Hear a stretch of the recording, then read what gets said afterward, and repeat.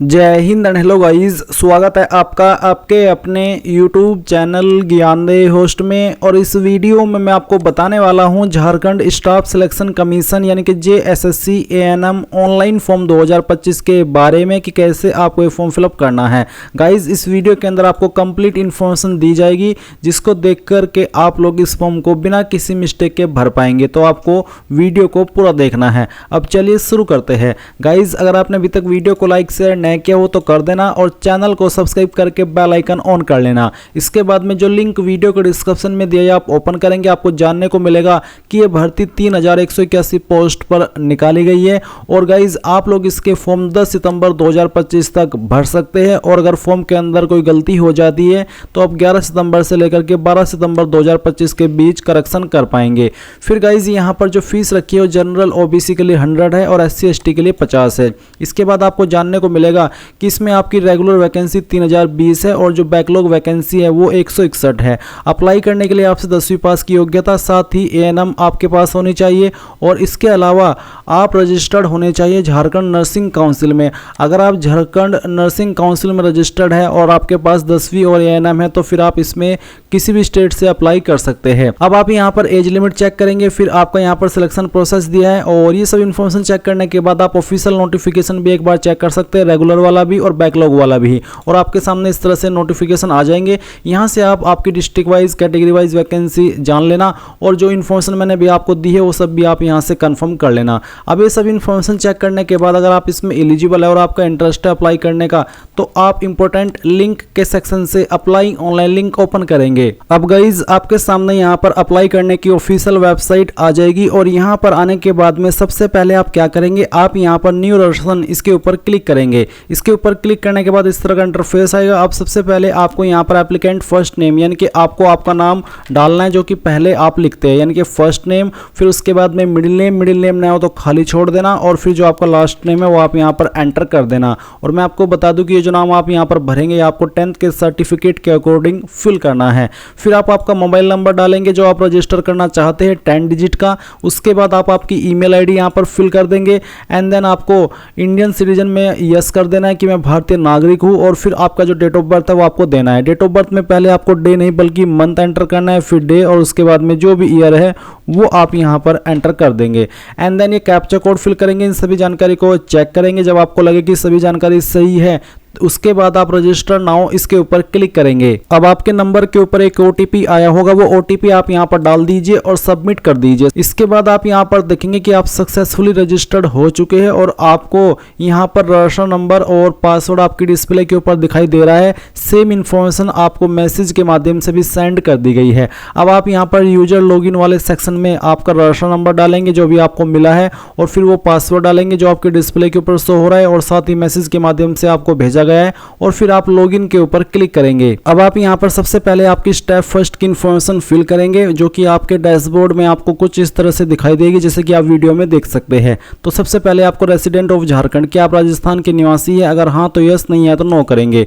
और आपको बोला है कि if no then you will be eligible for UR category, यानी कि अगर आप अन्य स्टेट से है झारखंड के अलावा तो आप जनरल कैटेगरी के अंदर कंसिडर किए जाएंगे। तो चलिए मैं यहाँ पर रेसिडेंट ऑफ झारखंड सेलेक्ट कर लेता हूँ। फिर आता है योर डिस्ट्रिक्ट नेम, तो आप जिस भी डिस्ट्रिक्ट के निवासी है वो आपको सिलेक्ट कर लेना है। Vacancy type regular and backlog में दोनों सेलेक्ट कर लेता हूं क्योंकि दोनों का विकल्प यहां पर दिया गया है। फिर आप यहां पर आपका फादर नेम एंटर करेंगे 10th के सर्टिफिकेट के अकॉर्डिंग ही ये फादर नेम आपको यहां पर एंटर कर देना है। उसके बाद में आपको आपकी माता जी का नाम यहां पर देना है। अपना जो जेंडर है वो सेलेक्ट कर लेना है। इसमें गाइज ओनली फीमेल का ही ऑप्शन आ रहा है जिसका मतलब ये हो जाता है कि इसमें सिर्फ फीमेल कैंडिडेट ही अप्लाई कर पाएंगे। सभी की सभी ANM की ये सब वैकेंसी फीमेल के लिए निकाली गई है। और मैं माफ़ी चाहता हूं, मैं तो मेल हूं बट फिर भी आपको फॉर्म को फिल करने के दिखाने के लिए मैं ये सब इन्फॉर्मेशन यहां पर भर रहा हूं। अब आता है मैरिटल स्टेटस, तो बताइए अनमैरिड, मैरिड या अदर जो भी है वो आप यहां पर सेलेक्ट कर लेना। आपका आधार कार्ड का नंबर आपको यहां पर देना है। फिर है आइडेंटिफिकेशन मार्क फर्स्ट और आइडेंटिफिकेशन मार्क 2, आपकी बॉडी के ऊपर वो निशान जिससे आपकी बॉडी की पहचान होती है। निशान आपकी बॉडी के ऊपर कहीं पर भी हो सकता है जैसे कि जलने का, कटने का या फिर कोई बर्थ मार्क, बट मैं आपको सजेस्ट करूंगा कि आप यहां पर वही मार्क के बारे में लिखिए जो कि प्राइवेट जगह पर न हो, ऐसा हो जो कि आप दिखा भी सके। इसके बाद आप सेकंड मार्क लिखेंगे, सेकंड मार्क न हो तो आप यहाँ पर नो मार्क लिख देना। फिर आपको एड्रेस की इन्फॉर्मेशन देनी है, तो आपका परमानेंट एड्रेस और प्रेजेंट एड्रेस यहाँ पर है। तो परमानेंट एड्रेस आपका जो भी है वो आप यहाँ पर फिल कर देना। उसके बाद में आपको आपकी स्टेट सेलेक्ट कर लेनी है, फिर आपकी डिस्ट्रिक्ट सेलेक्ट कर लेनी है और आपका जो पिन कोड है वो भी आपको यहाँ पर डाल देना है। अगर आपका परमानेंट एड्रेस और कॉरस्पॉन्डेंस एड्रेस यानी कि प्रेजेंट एड्रेस सेम है तो आप यहाँ पर if same as permanent address इसको टिक कर देना, फिर ये आपको दोबारा से भरने की आवश्यकता नहीं पड़ेगी।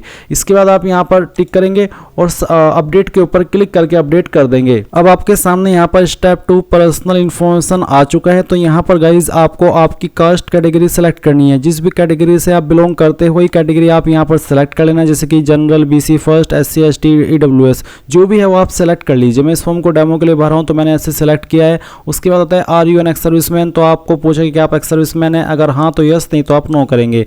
फिर क्या आप विकलांग है और आपकी विकलांगता 40% या उससे ज़्यादा है, अगर आप ऐसे कैंडिडेट हो तो आप फिजिकल डिसेबिलिटी वाले ऑप्शन में यस करना, नहीं तो आप नो करेंगे। Do you claim reservation under sports quota, जो स्पोर्ट्स कोटा के तहत रिजर्वेशन मिलता है क्या आप उसके लिए क्लेम करते हैं, क्या आप उसके लिए एलिजिबल है, अगर हाँ तो यस, नहीं तो आप नो कर दीजिए।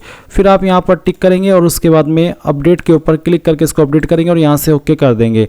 ओके करने के बाद आप आते हैं स्टेप 3 अदर डिटेल, जहाँ पर कुछ सवालों के आंसर आपको करने हैं और कुछ इन्फॉर्मेशन भी देनी है। जैसे कि यहाँ पर सवाल पूछा कि have you passed matriculation 10th with 45% और मोर, यानी कि जो आपने आपकी 10वीं पास की है वो आपने 45% कम से कम या उससे ज़्यादा परसेंटेज के साथ में पास की है, तो आप यहाँ पर यस कर दीजिए अगर आपके पास 10वीं में 45+ थे। फिर पूछे have you passed 18 month of A&M training, क्या आपने 18 मंथ की A&M ट्रेनिंग की है, अगर हाँ तो यस, नहीं तो आप नो करेंगे। Are you registered with Jharkhand state nursing council, तो आप इसमें भी यस कर दीजिए क्योंकि तभी आप एलिजिबल हो पाएंगे। उसके बाद आप सर्टिफिकेट रजिस्ट्रेशन नंबर यहाँ पर डालेंगे, जैसे कि INC या फिर SNC certificate registration number, and जो इशू डेट है कब ये सर्टिफिकेट इशू हुआ है वो डेट भी आपको यहाँ पर डालनी है। पहले आपका मंथ, फिर यहाँ से डे और जो भी ईयर है वो आप यहाँ पर एंटर कर देना। उसके बाद आपको बताना इश्यूइंग अथॉरिटी, तो आपको यहाँ पर इसमें झारखंड स्टेट नर्सिंग काउंसिल लिख देना क्योंकि झारखंड स्टेट नर्सिंग काउंसिल के द्वारा ही आपका सर्टिफिकेट इशू होना चाहिए। अब आपको यहाँ पर नीचे की तरफ आना है और इसमें आपको क्वालिफिकेशन की इन्फॉर्मेशन भरनी है। तो सबसे पहले आप 10th की इन्फॉर्मेशन भरेंगे, 10th आपने कौन से स्कूल कॉलेज से की है उसका नाम आपको यहाँ पर एंटर करना है, जहाँ से भी की है वो आप यहाँ पर एंटर कर देना। और उसके बाद बोर्ड, तो आपने जिस बोर्ड के द्वारा किया है उस बोर्ड का नाम आपको यहाँ पर लिखना, किस साल के अंदर पास की थी वो साल आपको यहाँ पर सेलेक्ट कर लेना है। टोटल मार्क्स आपको यहाँ पर डाल देने, कितने नंबर आपको आए थे वो आप यहाँ पर भर देंगे। सब्जेक्ट आपके पास 10वीं के अंदर क्या क्या थे उन सभी सब्जेक्ट के बारे में आपको यहाँ पर लिख देना है, चाहे वो 5 सब्जेक्ट थे चाहे फिर 6। उसके बाद अगर आपने 12वीं भी किया तो आप 12वीं की इन्फॉर्मेशन भी सेम वे में भरेंगे, आपके स्कूल कॉलेज का नाम, आपके बोर्ड का नाम, आपने किस साल के अंदर पास कर ली थी वो साल, कितने नंबर टोटल थे वो आप लिखेंगे और कितने नंबर आपको आए थे वो आप यहाँ पर एंटर कर देंगे। फिर सब्जेक्ट क्या थे आपके पास 12वीं के अंदर वो सब्जेक्ट आपको लिख देने। अब आपको A&M की इन्फॉर्मेशन देनी है, तो आपको बताना है कि आपने A&M कहाँ से की है, तो जहाँ से भी की है वो आपको यहाँ पर आपके इंस्टीट्यूट या कॉलेज का नाम एंटर कर देना है। फिर आपको आपकी यूनिवर्सिटी का नाम देना है। बेसिकली अगर आपने इंस्टीट्यूट से की है तो आप इसमें इंस्टीट्यूट का नाम देंगे A&M में, और फिर जो आपके इंस्टीट्यूट जिस बोर्ड के साथ में एफिलेटेड ही थी या फिर जिस यूनिवर्सिटी के साथ में एफिलेटेड थी उसका नाम आपको यहाँ पर एंटर कर देना है। तो आई होप आपको ये चीज़ क्लियर हो गई होगी। अब आपको यहाँ पर बताना कि किस साल के अंदर आपने पास की थी, फिर आपको यहाँ पर टोटल नंबर एंटर कर देने। मैं ये नंबर डेमो के लिए फिल करके दिखा रहा हूँ, आप आपके रियल टोटल नंबर डालना 18 मंथ की जो आपकी होती है उसके मिला करके, और फिर कितने नंबर आपको आए थे वो आप यहाँ पर एंटर कर देना। तो पहले आप टोटल नंबर डालेंगे और फिर यहाँ पर इस तरह से जो नंबर आए थे वो, फिर सब्जेक्ट आपके पास क्या थे वो सब्जेक्ट आपको यहाँ पर लिख देने हैं। अब आती है सिलेक्ट डिस्ट्रिक्ट प्रेफरेंस, तो आप यहाँ पर डिस्ट्रिक्ट प्रेफरेंस देंगे। तो पहली चॉइस आप किसको देना चाहते हो वो सिलेक्ट कर लीजिए, सेकंड प्रेफरेंस किसको देनी है वो आप सिलेक्ट कर लीजिए, थर्ड प्रेफरेंस किसको देनी है वो सिलेक्ट कर लीजिए, फिर आपकी फोर्थ प्रेफरेंस, फिर आपकी फिफ्थ प्रेफरेंस। ये सभी प्रेफरेंस देना आपको अनिवार्य है। 24 की 24 प्रेफरेंस आप देंगे, यहाँ पर टिक करेंगे और सबमिट कर देंगे। अब आपके सामने यहाँ पर क्वालिफिकेशन का ये वाला सेक्शन आएगा जो कि आप वीडियो में देख सकते हैं। अभी आप क्या देखेंगे, एक्सपीरियंस डिटेल। तो आपको बोला do you have 5 year of experience and is currently working as a contractual employee under the government of Jharkhand. Candidate with less than 5 year of experience are not eligible for age relaxation up to 55 year. यानी कि क्या आपके पास 5 साल का experience है जो कि government of Jharkhand के द्वारा आपने कॉन्ट्रेक्चुअल एम्प्लॉय के रूप में प्राप्त किया हो। अगर आपके पास ये नहीं है तो फिर जो 55 ईयर तक की छूट मिलती है कैंडिडेट को वो आपको नहीं मिलेगी। पर अगर ये एक्सपीरियंस अगर आपके पास नहीं है तो आप तब भी इसमें अप्लाई कर सकते हैं क्योंकि ये कंपलसरी नहीं है। तो मैं यहाँ पर नो कर देता हूँ, फिर यहाँ पर आप इसके ऊपर टिक करेंगे और सबमिट कर देंगे।